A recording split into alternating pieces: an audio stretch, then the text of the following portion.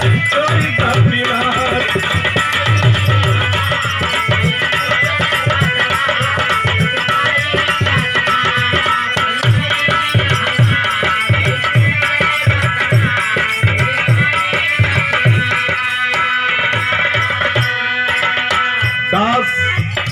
माई से कहलस ये माई आपकी कृपा के बिना एक पत्ता नहीं हिल सकत, आपे के मर्जी से माई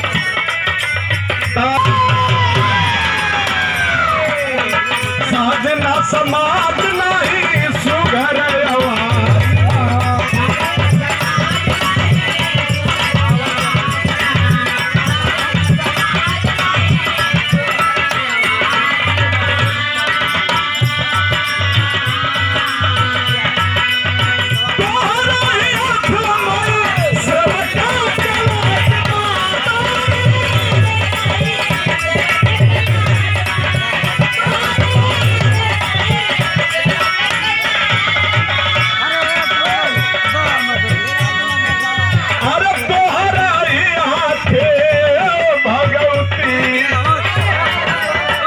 बचवा के लाजबा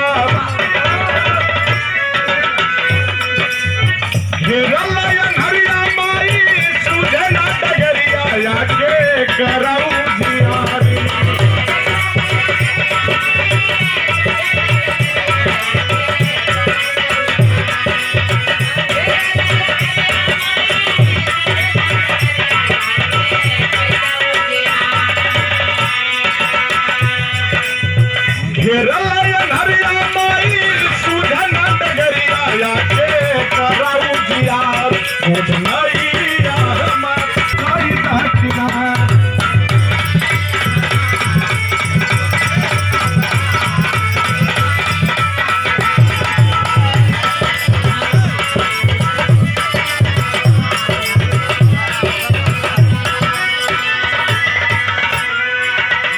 और देखें 100 रुपए का पुरस्कार